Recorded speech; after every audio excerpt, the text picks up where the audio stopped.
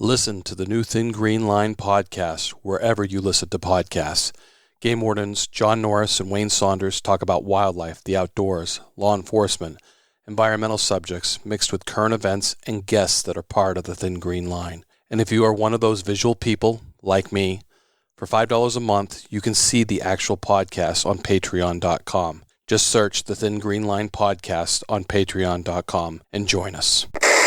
The Copper Pig Brewery in Lancaster, New Hampshire, is brewing traditional and innovative high-quality beers, as well as serving a large menu of creative comfort foods appealing to all walks of life, with daily specials sourcing many ingredients locally. Charitable involvement and support of their community is the cornerstone to the Copper Pig Brewery's mission. Voted number 1 in New Hampshire by WMUR Viewers' Choice 2 years in a row, 2018 and 2019. Please join me at the Copper Pig. We love our children. We protect them. We guide them. We prepare them for life in the world. With all that we do, from deep in our hearts, we cannot control all things. Life-threatening illnesses and disabilities affect far too many of our children each year. While we cannot change the circumstance, we can make dreams come true. Dreams to provide hope, to provide spiritual healing and strength, to provide moments of happiness and relief in the hardest of times. We can give a glimmer of light and hope in a time of darkness and despair. Join huntofalifetime.org to help make dreams come true, to provide hope for children with life-threatening illnesses and disabilities. Hunt of a Lifetime is a nonprofit organization fulfilling dreams for hunting and fishing trips to youth 21 and under with life-threatening illnesses and disabilities. Visit huntofalifetime.org to learn how you can make a difference.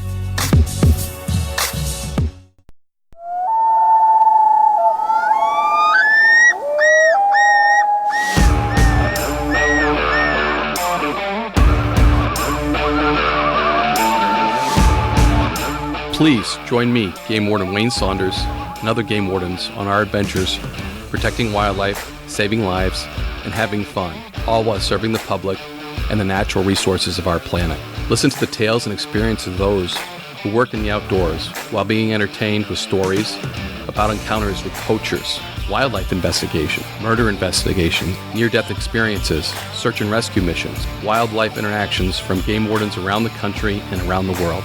When I retired, I realized I couldn't let go of that legacy, but rather wanted to share the passion, the commitment, and the stories of those men and women that call themselves game wardens. This is Game Warden Wayne Saunders, and this is Warden's Watch. Warden's Watch, episode 53, part 2, Carlos Gomez. Carlos just continues on. He talks about the International Game Warden magazine, Operation Cody. The praying poacher story is pretty crazy. Great ones, John. A guy that says, you know, he's really religious and into church and stuff, out there poaching, and the amount he was poaching is just crazy. But it was nice that his best friend who goes to church with him has the conviction to say, hey, this is wrong, and tells him, and he's not stopping. So when he's not stopping, he says, hey, I got to call the game warden. And that's how they engage that person, which just stopped that whole mayhem. And Carlos breaks it down really nice, because a lot of people out there think that we're just after the deer poacher. And he talks about when Oklahoma got devastated and hardly had any deer, and why the deer are so important. So I think that was a pretty cool way to go about it. The other thing, you know, just a heads up, he talks about suicide again, and he thinks there's a correlation between poaching and suicide, John. I don't know if you had any experience with that. I don't really know that I had any poachers that committed suicide along the way, but Carlos is pretty convinced that there's a correlation there. You know, and there might be, and you know, that was something in the conversation with him that was compelling, because I haven't heard that from anyone else we've interviewed. Or anyone else we've really worked with. But I look back on my career and I think about the wildlife violators that I found that were very depressed. They had some hard hits in life. And I did have a couple that did commit suicide or disappeared in my patrol days, especially in Southern California at the start of my career. So I don't know if we have a scientific correlation, but I can definitely say it.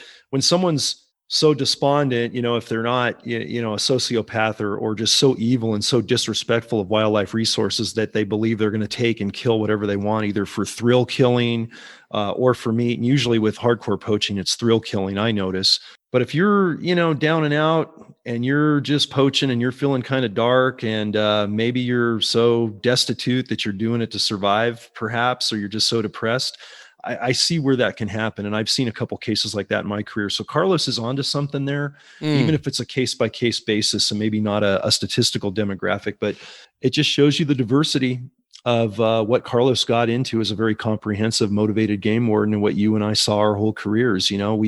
We literally got to be prepared for the unknown around the next tree. And that's what's so crazy about this job is we've seen some bizarre stuff. And I know I'm speaking for both of us when I say that.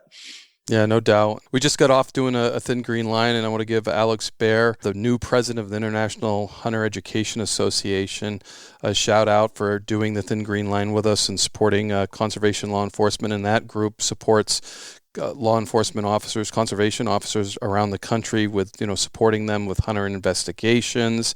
And we just go into that in that podcast, and it was really a dynamic, engaging because of our connection to hunter safety. Also, he just is going to announce, and I hope he's good with us announcing it, but they're going to do a virtual conference and try to include a lot more people this year, making it virtual. So our hunter education instructors hopefully will be able to engage on a larger, more international basis than they ever have before. And it's exciting to have somebody new at the helm because, you get that new boss with those new ideas and those new achievements, and we were there, and I love his excitement. I love what he brings to the table, and yeah, that was a pretty dynamic one. So look for that in the future with a Thin Green Line, whether it's this month, next month, or down the road, but certainly look for that conference coming up too.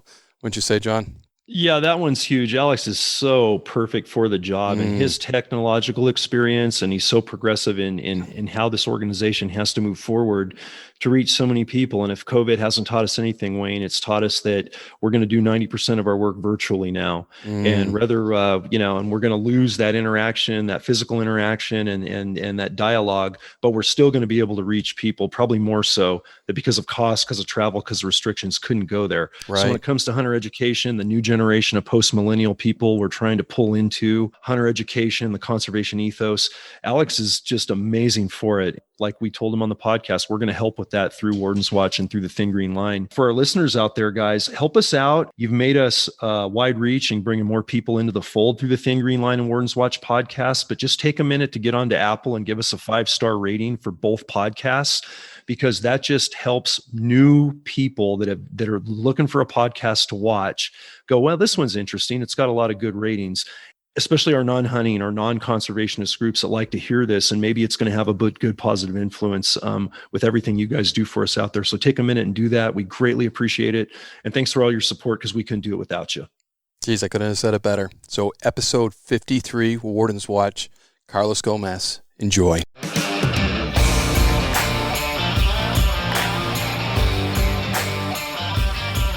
Another case that just comes to mind that I'm very proud of for a variety of reasons.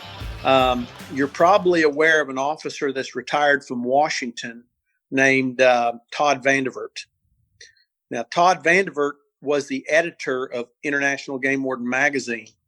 Todd has written about a half a dozen different books. I'm trying to think of what the title is of his first book, which the Operation Jersey case. I do advertising for IGW magazine, so they did their own Operation Jersey story in this issue that just came out. So nice. They're talking about it in and just to explain IGW. To our listeners, Carlos, International Game Warden is a magazine that actually they can get if they're interested. So they can just probably Google that, and they can get a subscription, and it's game wardens from around. That's an excellent point. Country and around the world. Game Warden, I appreciate you doing that, Wayne, because I'm bad about not thinking about the advertising for these things that I think are important. International Game Warden magazine is an officer's magazine, but unlike a lot of officers' magazines, this one is available to everybody in the public. And there's a lot of colleges, that are studying fish and game, absolutely, conservation topics that subscribe to this. But you can be a sportsman, a student, a game warden. It doesn't matter, a police officer, whoever that wants this magazine. And subscriptions can be obtained through Marion Hoffman. And you just Google International Game Warden. And she's a retired officer out of New York. Yeah, she's outstanding the business lady. manager. Yeah, I know And Marion. her email is subscription@igwmagazine.com. I think that's a great point to make, to subscribe. But IGW Magazine has been around for a long time, and Todd Vandevert just retired as the editor from being the editor of this magazine just a few months ago. Let me see here. There's several game wardens that write different books and stories, and they're all good. But Todd became a personal friend of mine. It's called Operation Cody, and that was his first book. He's done 6 books. And Todd, when he was a investigator, and he's been the Officer of the Year in the state of Washington and a well-respected game warden. When he was an investigator in his last years in the state of Washington, they realized that they had an under-the-table marketing problem going on with their wildlife out of Washington. And so Todd spearheaded, along with another female officer that posed as his spouse, as running a wildlife chop shop. The same way the car thieves are cutting up vehicle parts and selling them to chop shops under the table, salvage and so forth. Todd was running a chop shop for wildlife, and they had people coming to them with all kinds of stuff. And he started advertising on the internet about having this interest in buying stuff, and certain things were legal. So he could advertise the things that were legal and just float a little innuendo out there about other things that they admire or appreciate. And people start saying, "Hey, I can get you bald eagles if you want them. Hey, gallbladders, I can get them all you want." He was dealing with a lot of stuff that they had trafficking in the state of Washington, is what caused them to set up their sting operation. But their sting operation grew because it was on the internet. And I forget what the name of their store was, but their storefront, it's in the book. But he talks about this particular deer case that I'm going to tell you about in Operation Cody in his book. It's in his book. But at the time of the writing on the book, he did not have a closure to my case. My case hadn't come to pass just yet in the courts. And it goes back to what we're saying again about the guys that just won't accept when you say you got them and you're trying to wrap up a case. They just keep being bullheaded and making the ante go up. Todd and I knew each other initially because when he was Officer of the Year for the state of Washington, our chiefs of law enforcement negotiated a swap, and we sent our officer of the year to Washington to ride along with those guys for a couple of weeks, and they sent Todd to Oklahoma to ride around with us for a couple of weeks. And so Todd got to know a lot of Oklahoma guys, and we showed him a good time and got him into some little hairpins every once in a while, and I think he caught a paddlefish and he shot a turkey and what have you. So we all had good relations and did things. So I met Todd initially at that deal when he was here. And then, of course, through NAWEA, which is the North American Wildlife Enforcement Officers Association, NAWEOA, owns International Game Warden Magazine. It was through NAWEA that I met Todd again because I was the representative for Oklahoma to NAWEA for a number of years and went to all the conferences. And I was at a conference, and I'm going to say it was probably Montana, when Todd was there with his wife and I was there with my wife. Here was Todd with all this facial hair and this long, shaggy ponytail sticking off the back of his head.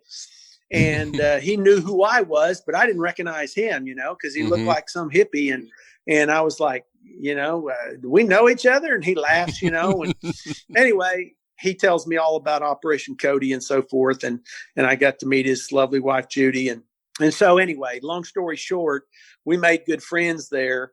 And then later he would become the editor of IGW Magazine while I'm doing the advertising sales for the magazine. So we communicated a lot in that respect. But it was in the time between his sting operation and him becoming editor that he was starting to write Operation Cody because he was doing this chop shop business. And I guess he probably figured he was going to write a book someday.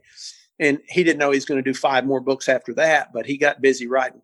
But in Operation Cody, he writes about the fact that this internet stuff started bringing in sales from all over the United States. There were people calling him and saying, hey, I'll ship you this, I'll ship you that. So he would contact the various states and tell them that, I've got a guy trying to sell me a bald eagle or something from your state, yada, yada, yada. So then we'd work him on both ends of the case. I guess this is kind of one of those things you could say was meant to be, because here I've given you this history of me and Todd's relationship. And now Todd calls and says, there's a guy out of Tulsa, Oklahoma, who's contacted me, and he wants to sell white-tailed deer antlers, deer skulls, deer racks. Now, in some states that's legal, but in the state of Oklahoma, it's not illegal. It's not legal. So, and I've had this debate with even other game wardens in states like, say, in the state of Kansas, as I understand, it's legal to sell deer racks if they're obtained lawfully in the state of Kansas. And as I explain it, just like when we talked about the deer restoration programs that have happened over the last 100 years, there was a time we had deer, there was a time we wiped a deer out. And the reason they got wiped out was because everybody was putting a dollar sign on meat and antlers and horns and hides and all kinds of other things. Well, Oklahoma says we don't want to repeat that. So we're not going to go down that road where we start selling our trophy deer skulls, because we've actually had the feds and had cases here in Oklahoma where guys were literally driving around, shooting trophy deer, cutting off the heads and just selling those heads. It's an ugly business, and they leave a deer to waste, and it causes nothing but problems for landowners and sportsmen and everybody. So anyway, we don't go along with that in Oklahoma, and it was against the law. And Todd did a little quick research and says, hey, this guy's from Oklahoma. He's trying to sell me deer skulls that are trophy deer. And he's wanting like $250 a piece. He's got a half dozen of them and yada, yada, yada. And we've been talking, and I see that it's illegal in Oklahoma. So this is your guy, Carlos. This is in your county. So he sicks me on the guy, so to speak, and says, hey, do you want to work this deal? So on my end, we did a little undercover conversations and tape recorded some conversations with him because this guy was also advertising on Craigslist that he wanted to sell these deer skulls. And in Oklahoma, if you just advertise a deer skull for sale, we can write you the ticket. We don't have to make the deal. We don't have to make the sale. Wow. Advertising is illegal. You can't offer for sale. You can't offer to buy. Game wardens are very reasonable, I think, about saying, look, we just don't want this to happen. You didn't know, take it down. We don't want to write you a ticket. Just take it down. Right. Occasionally it might be a game violator, somebody we've caught before doing stuff we know he knew better, and we write him a ticket. I'll tell you that in Tulsa, me and my partner developed a habit when anybody's selling stuff for sale, and it could be an owl, it could be an eagle, it could be a deer antler, whatever. And I said eagle, forget that. If it's something that they could lawfully have and they got it some way and they could possess it, but they can't sell it, we would just explain to them, we'd call them and say, hey, I called because you're advertising selling a deer head for sale or an elk head for sale or whatever. You can't do that in Oklahoma. I'm a game warden. You can verify my phone number that I'm calling you from. Check that with the Department of Wildlife on the Tulsa County Game Warden. I'm just calling you as a courtesy to tell you I don't want to have to come arrest you. I'm going to give you benefit of the doubt. You didn't know better. Take the ad down and don't do it. And we politely tell them that and advise them of that. And they'll typically say, oh, I didn't know. Thank you. Appreciate you being so kind. I'll take it down right away. Yeah. Then in about 12, 24, 36 hours, the other game warden will call them from another phone number and say, I see on Craigslist where you were selling the deer head. Is it gone? Have you sold it? Is it, you got any more of them or what's the deal? Well, a game warden told me that I couldn't sell them, but I'll make you a deal if you just keep it between us. So then the guy doesn't have any recourse in court. He can't come back and say, I didn't know better. Right. It was a setup or whatever, because, he got warned and he still did it. So then in those cases, we don't show any mercy. We're going to write you the ticket. I've got guys selling deer antlers at a gun show where they've got a deer skull there and they've got a $50 tag hanging off one of the tines. And I'll just be walking up and down looking for the illegal stuff. And I'll tell him, say, hey, partner, this deer rack right here, this nice 10-point you got for $50, I'm going to have to confiscate that. You can't offer that for sale in Oklahoma. Oh, I'm from Kansas. I'm from Kansas. I didn't know. I'm sorry. I didn't know. I'll take it down. I'll take it down. And I said, well, we want to be reasonable. We want to be fair and nice about this and stuff, but it's a common problem in the state of Oklahoma. We prosecute a lot of times. If you'll take it down and just, not do it. But it's kind of funny because, when you're talking to the guy, all of a sudden he says, this is my grandfather's. It was in the attic and my grandpa's deer. And it didn't mean anything to me. So, we were just getting rid of it for $50. And I'm like, okay, you're crying about us taking grandpa's rack away, but you were going to let it go for $50. Right. It's like they want to hide that they're sentimental. Let me keep my deer rack, but they also want to sell it for a certain amount of money. But anyway, we caught that guy at the gun show making a deal on that rack in the parking lot with an undercover guy. After you told him. After I told him, and he said he'd take it down and not sell it. So somebody came around and said, where was the deer rack? And he said, meet me in that parking lot. There's those guys that do this stuff. Yes. Well, back to Todd Vandervert and the chop shop. Mm-hmm. Todd had me on this guy. I called him. You got a Craigslist deal. I had a woman making the call, not myself. The woman was making a call from her phone. I looked into this guy's history. He was pretty sharp. He probably made about $150,000 a year. His wife was in medical sales and she made about $350 a year. So they made about $500 a year and had a very nice home. And, you can kind of assess whether or not you're playing a high school team or you're playing against Alabama, right? So you decide who you're going up against. And I knew that I was going up against a possible adversary here that's going to have an attorney, yada, yada, yada. So you do a quick assessment and say, how do I want to do this? So I got all that recording about the conversation with this woman. And the first thing this guy says is to her, he says, do you work for the wildlife department? He didn't even say hello. He said, do you work for the wildlife department? And she goes, no, I don't work for the wildlife department. Why would you ask something like that? And he goes, so you're not a game warden. You're not helping game wardens. And she goes, no, I don't know what you're talking about. I was calling about the deer heads for sale. And he goes, yeah, well, what about them? And she said, well, we're wanting to decorate a cabin and we're looking for something like that. And those look nice and so forth. And so, he's making a deal with her and said, I'll sell them to you if you'll sign a document for me that says you plan to cut them up and make knife handles out of them. Because in Oklahoma, it was legal to sell antlers if they're cut up as knife handles or if they're like in the form of a shed where there's no skull. Right. And I explained to the Kansas game wardens or anybody else that wants to debate this. If you've got a set of antlers, let's say 150-inch deer, a 5x5, if you're selling the 10-point rack, is it worth more than it is if you sell me a 5-point shed and a 5-point shed? And the answer is yes. In every case, it's going to be worth more. Because you're selling an entire rack of a trophy deer.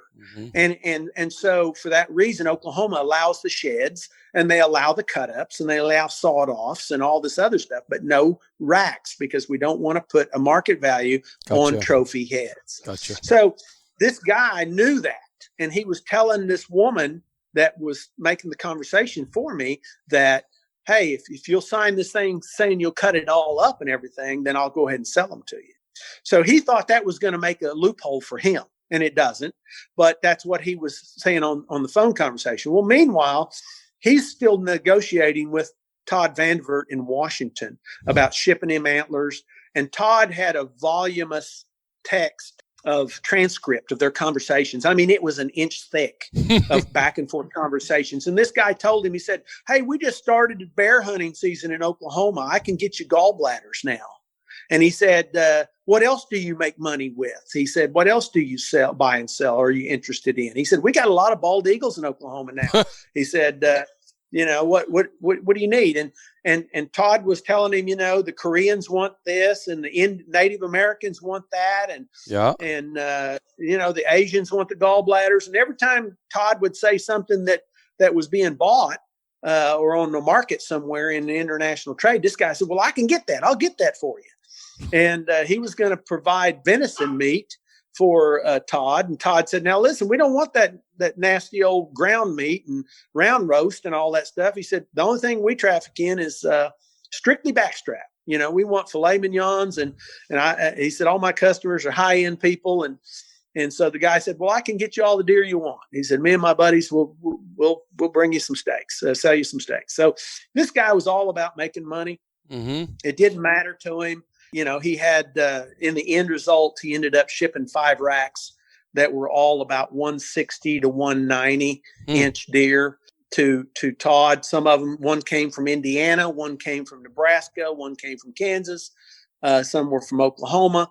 And story in his defense, he has a story for every one of them. I found this one on the road. This one was given to me by somebody I don't remember, and that sort of thing. But this was all after the fact that he had advertised in Oklahoma.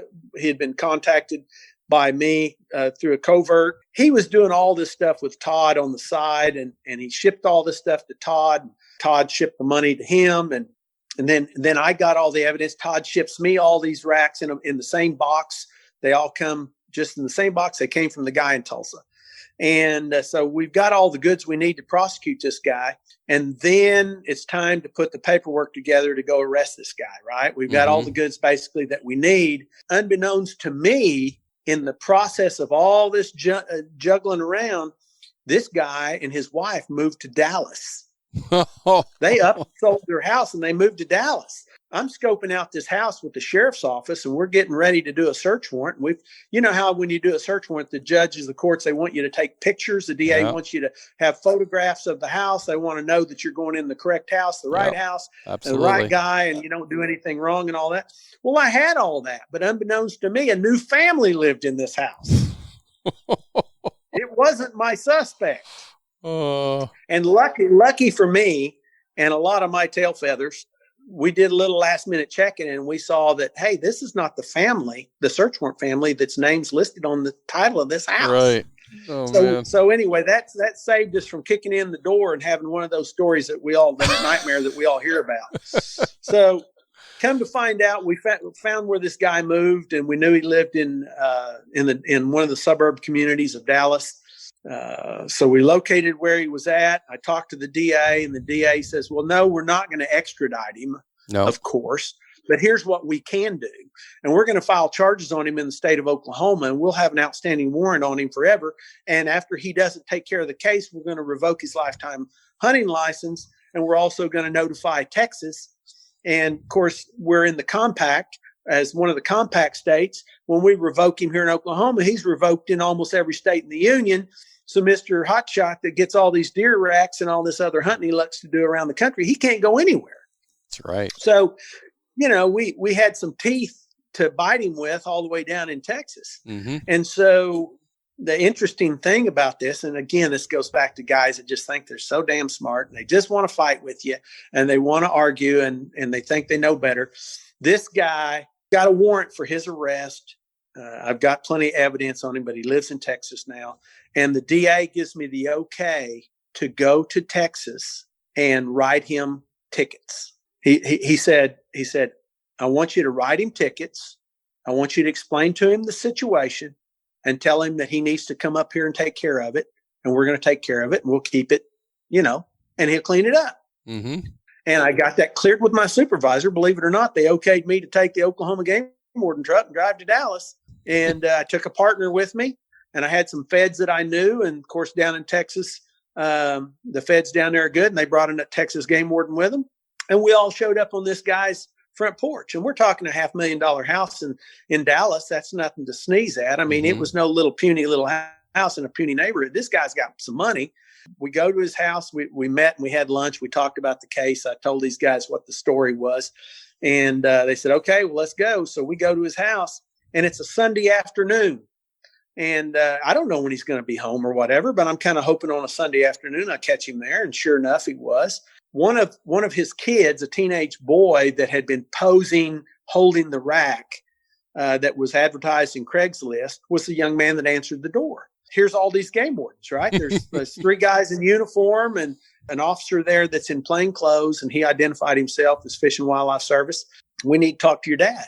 And he kind of puzzled, and he says, Dad, somebody for you. And he just yells back into the house. And inside this house, it probably looks like it's about 4,000 square feet. I can see big deer heads all over the place in 20, 30 foot ceilings, you know. He comes out to the front door, and the boy's gone. And the defendant, he comes out of the front door, and he sees it's game wardens, and he closes the door behind himself. His family's in the house, and he closes the door behind himself. He says, "Can I help you, officer?" And I tell him who I am, and he knows who I am because, you know, we both were from Tulsa and all that, and he knew who the game warden was and all that. And I told him, I said, trying to think of what his name was. Let's just call him Steve. I said, Steve, yada, yada, yada. You did this, you did that.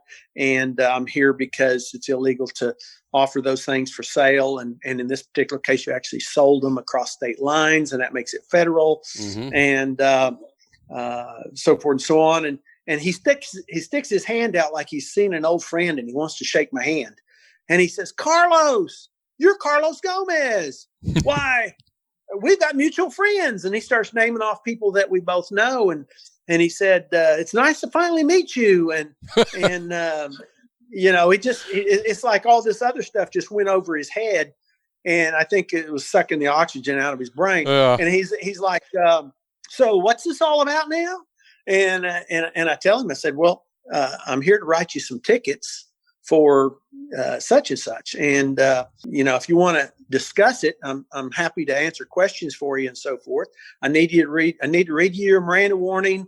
And I did all that. And so now we're ready to talk. And these other guys have introduced themselves. And I said, the feds are here because this is federal, and the state is here because you're going to be revoked across the United States. You know, you need to understand that this is one of those things you're going to have to come back to Tulsa and get it taken care of. And I hate to say this, but I got to back up a second, Wayne, and tell you that I called him and had a conversation with him before I went to Texas.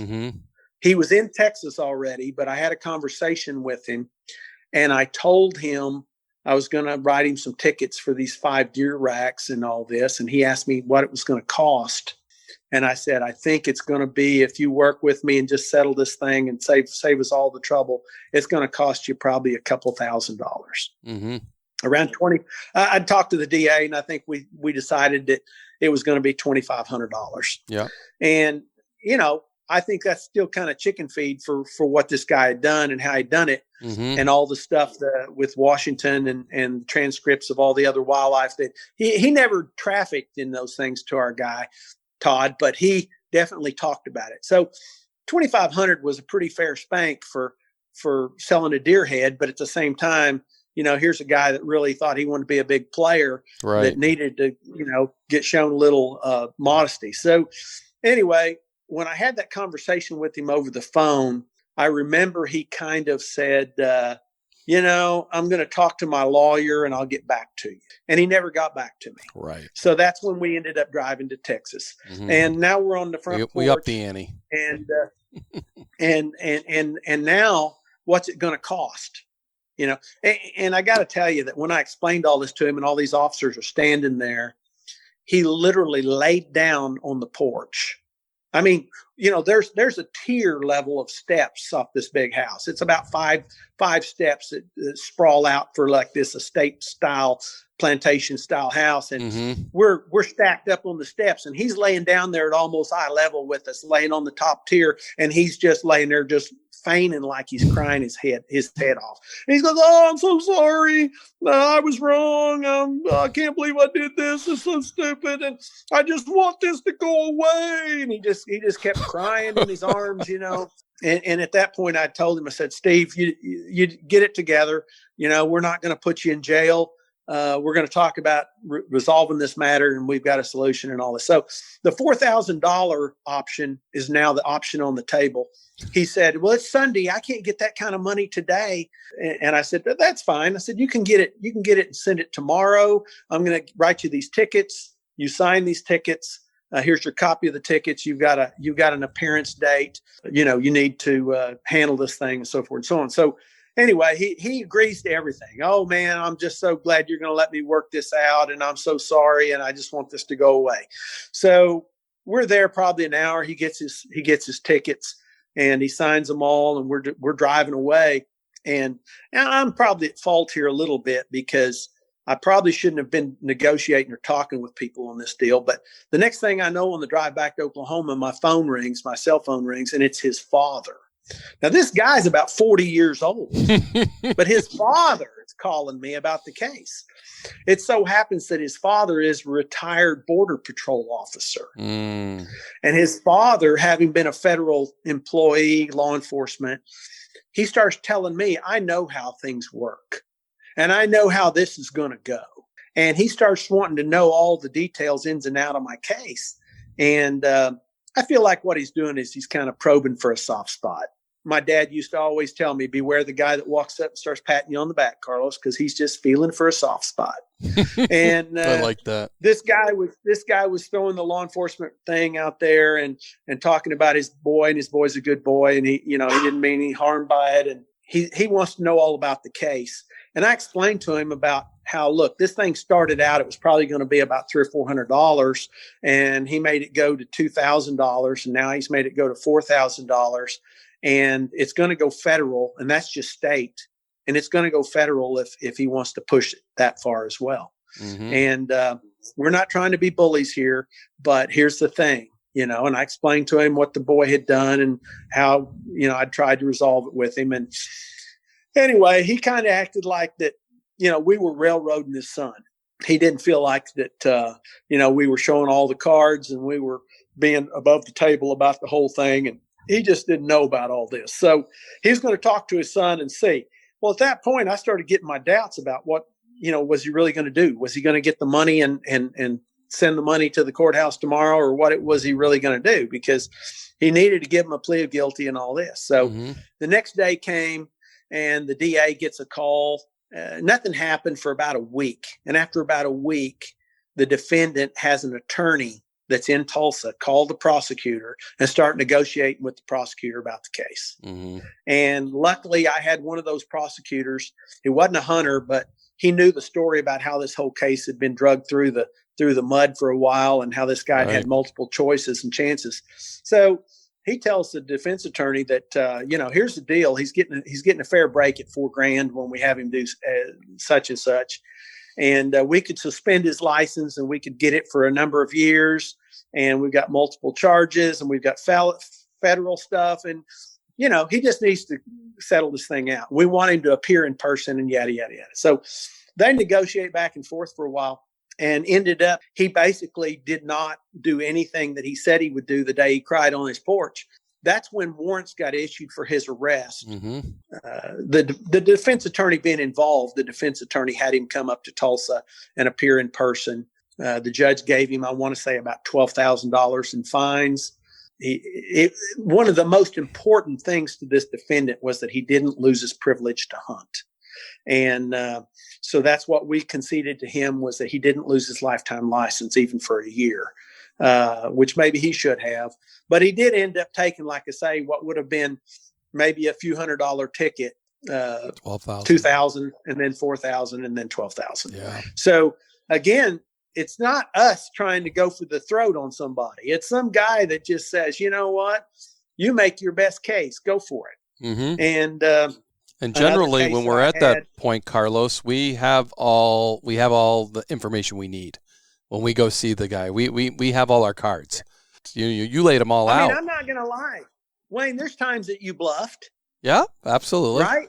Yeah. I've bluffed many a time. There's times I got caught bluffing. You know what? I know what I can prove. I may not have it right there to slap you in the face with it, but right. I know what I can prove, and I know what I can come back with. Mm-hmm. And sometimes you've got some of the evidence, not all the evidence.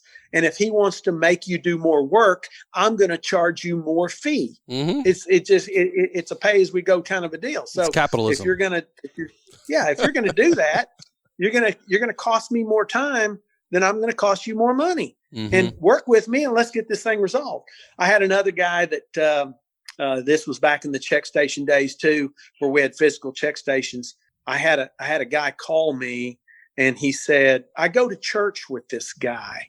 We're good friends. He and his wife and me and my wife, we double date together. We're on a bowling league together. We're best buddies. We go to church. And he said, I am a devout sportsman. I don't believe in breaking game laws. But this guy keeps poaching deer. And I've been talking to him for years, trying to get him to stop, and he won't stop. And it's gotten to the point where I just can't take it anymore. He said, we sat together in church. He said, this guy prays right next to me about praying, about forgiving me for my sins. But here he is, and he won't stop poaching. He said, I don't know what to do. And he's calling me anonymously, this friend is. Mm-hmm. And he said, he refers to this guy as Woody. And that's a nickname for a similar thing to the guy's name. And he said, Woody called me this morning and asked me to help him retrieve a deer. And he said, it was a giant 10-point buck, anyone that we'd all be so proud of. And he said, he shot it from the road out the car window off private property. There's a posted sign right there. And he called me to come help him drag this big sucker out of the woods. And he said, when I got there and I saw I said, yeah, sure, I'll come help you get your deer out. And he said, when I got there, I saw what the scenario was. And he said, I wanted nothing to do with it. Mm. And he said, that's the final straw. I can't take it anymore. He said, you got to stop this guy. He gives me the details about this buck. And he says he uses a processor down and it's a whole county away. He goes to some other processor somewhere else. Mm-hmm. And so now I know where the deer is. And I go to that processor. And processors on opening day of gun season or whatever, they're covered up in deer. There's deer everywhere. There's tags hanging everywhere. There's skull racks and hanging everywhere. And there's meat getting chopped in all directions, And so I go in and explain to the guy, hey, I'm looking for a particular deer on a particular person. And I don't really want to tell you who it is. I'm not gonna involve you in this because if there's an illegal deer, technically you're in violation of possession of an illegal deer. Mm-hmm. You're in possession of it because when you accept a deer, you have the obligation to verify that it's a legal deer. Does it have a carcass tag? Was it checked in? Is it all okay? So I said, I'm not going to try to get you in any kind of trouble here, but I need to look at your deer and your deer tags and your deer hunters and your checkbooks. Those guys keep a ledger on who turns in what and how they want it cut up and what their phone number is and all that. So I look at his books and I recognize the name of the guy and I see the deer and all that. And so I said, I need to look in your freezer and in your cooler and see the deer that are hanging. I see this deer. And it fits the description this guy told me about and all that. And then while I'm there, I start looking in the book and this guy's name is in there like 4 or 5 times bringing deer to this processor. And I said, hey, we got a problem here.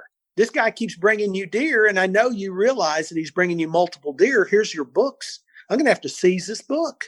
You've got him in here for taking lots of deer from the guy. Well, the processor ends up confessing and rolling over on his customer that, okay, look, here's the deal. There's a lot of needy people. We know needy people. And these needy people need some meat to eat. And he's given these deer to these needy people. And in my story, in my case that I wrote about on this particular case, I called it Tough Love for Robin Hood. I called him Robin Hood because he's stealing from the rich. That's the state. That's us with all of our deer. And he's giving it to the poor. And the poor is anybody that wants a deer that needs deer meat. He was giving them deer. So here he is going out shooting deer and he's cutting off the racks and he's keeping the racks for himself. And he's giving the venison to the processor to process. And the person that's receiving the free deer would pay the processing fee and get a package of, get a whole animal wrapped up for themselves. So in his mind, he was doing a good deed by providing deer meat to all these needy families. And come to find out, there weren't all needy families. It was just first person that raised their hand, said they wanted a deer. He was giving them a deer, but and would pay for the processing. There was a widow woman that got one on one of those deer and so forth. Well, come to find out, this guy, the processor, gave me everything I needed to know about this particular deer. Now, there were other deer there, 3 or 4 other deer that he had processed, but I had him on this one deer. Mm-hmm. Okay. Now, these other deer were all checked in as archery kills. In the state of Oklahoma, 6 deer was your limit with archery. So he hadn't exceeded the limit, but this one was also called an archery, and it was a gun. Okay. So I had the violation on this one buck. Although I knew it was shot from the road, the witness friend did not want to reveal that he had told. So I had to keep him out of it. Mm-hmm. And how I found to find the deer at the processor, that was going to be my private business. Bottom line to it was I was just going to prosecute him for lying on the check station, shooting a deer with a rifle and calling it an archery. So it was an illegal deer. And I was going to let the processor slide for being a cooperative guy too. Trying to be reasonable. Processor gave me what I needed. So now I go back and I call Woody and I say, Woody, this is Carlos. And I'm calling you about the deer you checked in down at Haskell today. And I hear this long silence on the phone. And he goes, well, what about it? What do you want to know? And I said, well, Woody, listen, I know what you're doing. And I got the whole scoop on the deer thing, that you're shooting deer, you're giving them away and all that. And I said, you can't do that. You know what you're doing is illegal. You shot a deer with a rifle. You checked it in as an archery.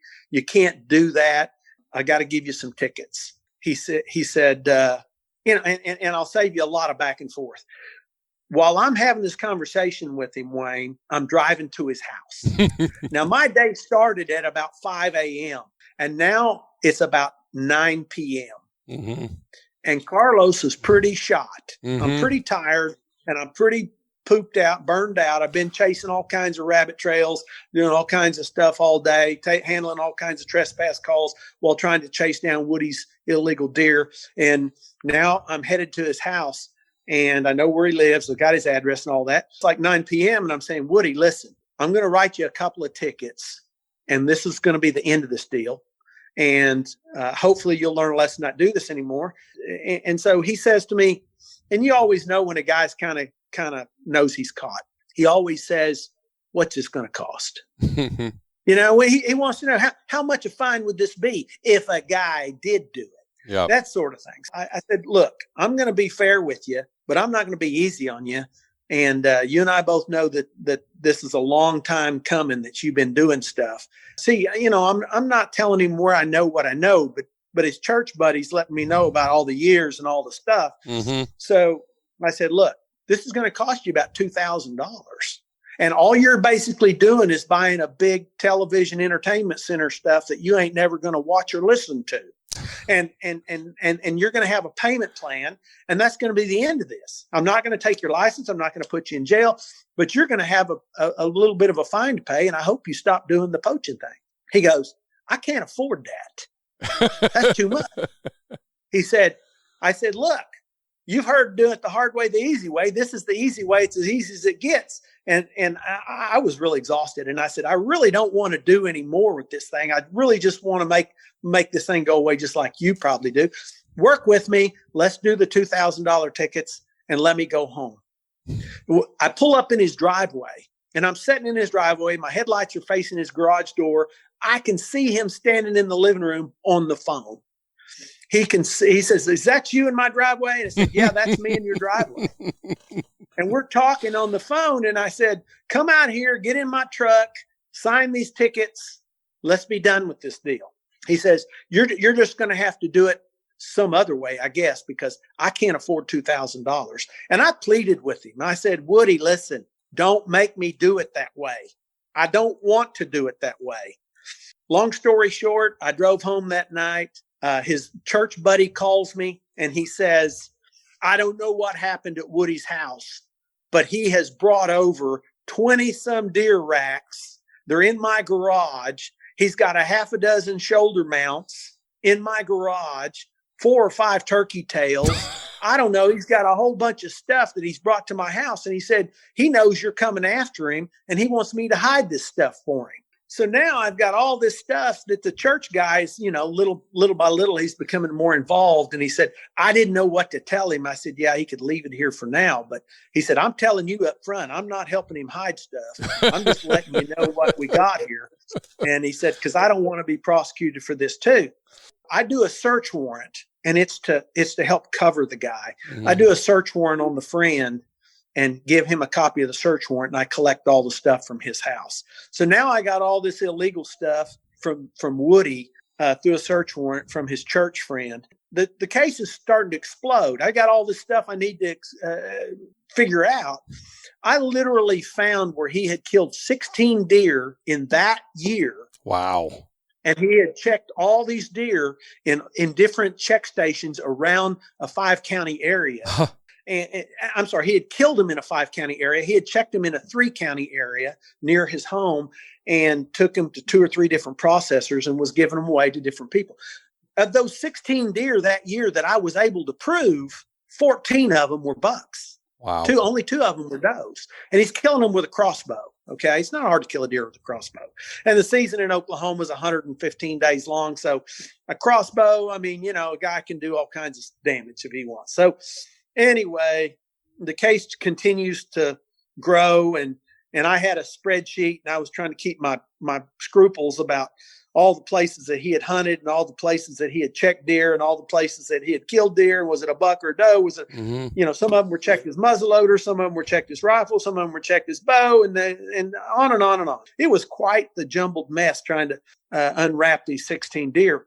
And needless to say, it was a legal pad and it was written in tiny print. This is before, I was using a lot of computer stuff and all that. Right. But anyways, so I get all these facts and figures, and I go to the prosecutor and I get all these charges on this guy. This guy worked at an American Airlines factory. We've got American Airlines stationed here in Tulsa that does a lot of the work on those airliners. And it's a pretty big operation, at least before COVID and shut down the airlines and all that. So anyway, a lot of people worked in this factory, and they all knew Woody, and they all knew Woody's exploits. And there was a bunch of guys there that were pretty sickened by the stuff that Woody was always bragging about. Right. I didn't know all that. I mean, every once in a while I'd get a call. Hey, we got a guy over here and he keeps bragging about, but they didn't have any facts. They couldn't tell me where he killed it. They couldn't tell me, what he had exactly done, but he's always showing off pictures of deer that he had killed.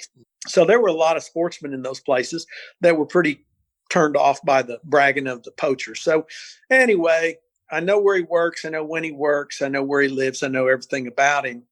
It's probably been 6 months in the making of all this investigating, all this back and forth with the prosecutor, and all this evidence gathered from these check stations and the processors. And I got statements from some people that had received deer and different things. The processors knew who they were. And so I basically, like you just said, when you go see somebody, you go see them when you got all you're loaded for bear. Mm-hmm. That doesn't mean I'm going to put your head in the guillotine, but I could if you're going to force it. Right. And I told that guy in the driveway that night, $2,000. Don't make me do all this stuff. I knew what I was in for if it turned out. And it turned out to be way worse than I ever dreamed. So, in these 16 deer, when we go to prosecute him, I've got arrest warrants for him in 3 counties. In 3 different counties, I had warrants for him. He was going to go to 3 different jails. and I went to the American Airlines on purpose. And I can claim officer safety. If I'm going to go serve a warrant to a guy at his house, I stand the chance of facing a 12-gauge shotgun at the front door or something like that. So, for officer safety, I don't really want to go drag him out of his house. And I don't know when and where I'm going to be able to find him to gather him up at the local convenience store, but I know where he's working. So I go to his work. I go to the administration. I go to the security people. I show them the search warrants. I explain to them everything. They knew all about Woody. They'd heard all about Woody's exploits too. And those guys are like shaking their heads, grinning, saying, man, we thought you was never going to come. And so everybody's got copies of the papers. It's all legit. Honestly, I would have loved to have been the guy to walk out there on the floor amongst all the machinery and all the workers and been the guy to cuff him and parade him out. I mean, that's the kind of stuff Hollywood does in those movies when they're capturing the guy and everybody gets to see the perp walk. But I didn't get to do that. Those guys said, listen, we want you to wait here in the office. We're going to go get him. We're not going to tell him why we're going to get him. We're going to tell him, hey, they need to see you in the office, and we don't want to make a scene. And we're going to march him up here to the office, and then you can serve him with the warrants and do everything up here. And I said, okay, that's fine. However you guys want to do it, it's fine by me. And so I'm sitting there in the office, and I'm waiting behind the door. I'm looking out of a window, and I see them go get him and talk to him. And, other people are noticing. It's kind of unusual when 2 or 3 administrators with a security officer comes to your workstation and tells you, hey, they need you in the office, so everybody's kind of hesitating from their workstation watching Woody get the march, but he comes marching up there. And as he comes through the door, he's laughing and he's cutting jokes and he's acting like they're old buddies and they're all talking about stuff. And when he walks in the office and they close the door, he sees me stand there behind the door and his mouth drops open. You see the blood drain out of his face a little bit. And he looks at me and he goes, so this is what this is all about. And I said, yeah. I said, Woody, we talked and you knew this was coming. He said, well, I thought you wouldn't be this low. I figured you'd be nice enough to call me and tell me to meet you somewhere. I would have turned myself in. You didn't have to do it this way. You're just trying to humiliate me. I know what you're doing. And I said, listen, you said I could do it this. I wanted to do it this way. You said do it that way. Mm-hmm. I said, in the system we live in, you're a defendant. I got an arrest warrant. And that doesn't mean we do buddy arrangements. This is the way it works. When you get an arrest warrant, you get handcuffed and you get transported to jail. Right. So I need you to put your hands behind your back, yada, yada, yada. And so anyway, we ended up cuffing him there and he had a copy of the warrant and had all these charges and so forth. And we're driving to the jail and I intentionally was taking him to the jail that was the furthest jail first. and the jail we're going to first was probably about a 40-minute drive. And I probably was driving the minimum speed limit. I was probably going 50, 55 mile an hour the whole way. Uh-huh. And he's sitting on his handcuffs. Yeah, I'm chicken shit. I want him to enjoy the handcuffs on the ride to the jail as we talk. And I got a tape recorder going on the dashboard and he sees it there. And we're talking about this whole deal and he's sitting on his handcuffs and he's talking about what a Christian he is. And he's talking about how he thought he was helping the wildlife department. We've got too many deer. You guys needed more deer to be killed. I was helping the wildlife department. And I said, killing $14 and 2 does is not necessarily helping the deer management program. Yeah. On the way there, he screams at the tape recorder once. He leans over and screams, "I'm not a poacher." He went to jail there as the timing. The bad luck for him timing, he got booked in on a Friday evening. He didn't get out till Monday. And then he got transported on Monday to the next county. And then he was there for a few days, bonded out there. And then he got transported to the 3rd county. But out of those 16 deer, he got prosecuted for 4 deer. Mm. And he ended up paying about $4,800. And he ended up having to pay a defense attorney. Right. But you take the wins and the losses as you can take them. And, he could have got off for about $2,000 and not been any worse for the wear. Anyway, he ended up, I saw him at an archery shop about, a couple years after that. And he was shooting a compound bow that he was buying. And when I walked in the door, he acted like we were old friends. He says, "Look what I'm doing. I'm buying a compound bow. I'm going to do it the right way from now on." I failed to tell you that back in the day when he was using the crossbow, it was only allowed by people that had a disability. Mm-hmm. They've loosened that up now to where everybody in Oklahoma, anybody can use a crossbow. And of course, it's been a boon opportunity for people that want to hunt, period. Right. 115 days with a bow. It's a pretty effective tool. But anyway, he thought he was showing me that he was becoming a sportsman. He's doing it the right way now. He's shooting a compound bow, and he thought I'd be proud of him for that. And he said, "I know you're a bow hunter and I know you like bow hunting." And he said, "I've decided I'm going to do it the right way. And I'm using a compound bow now." And I said, "Hey, that's great. Glad to hear that." He ended up committing suicide. He ended up hanging himself. This is maybe neither here nor there, but it's ironic that I've had 3 different deer poachers commit suicide and hang themselves, not as a result of me, but I think that there's some kind of correlation in the brain in what you're doing, in your judgments and in your crazy behaviors and stuff that cause you to maybe act a little loose screwed at some point. I had another case where I arrested a Walgreens pharmacist for deer poaching, and it was a big case. I'll tell you some other time.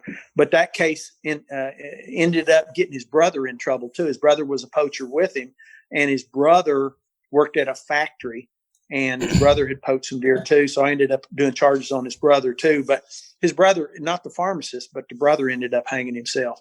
This guy ended up, like I said, just making the whole thing escalate. They just don't want to take the medicine. And nobody likes to take medicine. No, but sometimes you got to take the medicine because you got to make this rash go away. If you do the time or you do the crime, you got to be willing to do the time. Isn't that what they say? Yeah. Yep. That's true. Man, Carlos, 41 years of service gives you a lot of stories, a lot of great stories. Well, I appreciate that. Yeah, really, really enjoyed sitting down with you for a couple hours here and hearing those, and your dedication. You're still fired up, and just like us, I think it's a great thing. Thank you for your work with NAWIA for sure, and International Game Warden Magazine certainly lends to your service as well. Thanks a lot. Really appreciated it, and and maybe we'll do another one another time. I appreciate that, Wayne. I've enjoyed visiting with you, and everybody here in Oklahoma knows that I've got this curse, and I've got this I don't know, gift. Some people call it a gift. Some people call it a curse of gab. They joke that if you ever want a confession, just lock them inside of a car with Carlos, and after an hour or two, they want out, and they'll sign whatever you want them to sign. So I do appreciate blabbing about some of these cases. I think they're fun. They are. And there'll be good stories on my old rocking chair days. Absolutely. And thank you for sharing them with, the Warden's Watch podcast listeners too, because they love Game Warden stories. They love to hear that. So thanks so much. And if there's anything in closing, I always say it's as much your show as our show. And if there's anything else you want to add or not, feel free. Well, I think I've added more than you probably were prepared for. So I'll just leave it to you, and look forward to an opportunity to visit with you and Mr. Norris also, and appreciate what you guys do with the podcast. I wish there was more and more avenues for us to promote fish and game enforcement.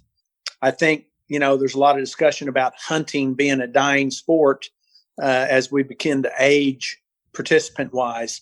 And the game departments and the game warden careers are right there harnessed to the outcome of what happens with our sportsmen. So I think we've got to good point.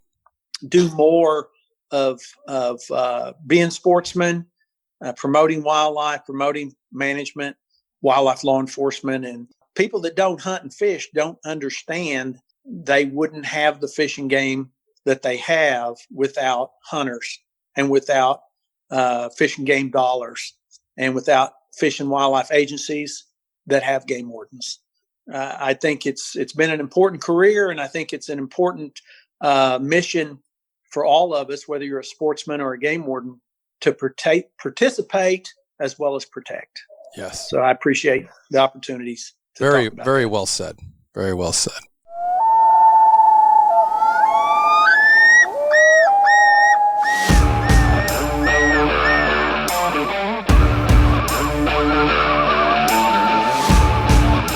Please join me, Game Warden Wayne Saunders, and other game wardens on our adventures protecting wildlife, saving lives, and having fun, all while serving the public and the natural resources of our planet. Listen to the tales and experiences of those who work in the outdoors while being entertained with stories about encounters with poachers, wildlife investigation, murder investigation, near-death experiences, search and rescue missions, wildlife interactions from game wardens around the country and around the world. When I retired, I realized I couldn't let go of that legacy, but rather wanted to share the passion, the commitment, and the stories of those men and women that call themselves Game Wardens. This is Game Warden, Wayne Saunders, and this is Warden's Watch.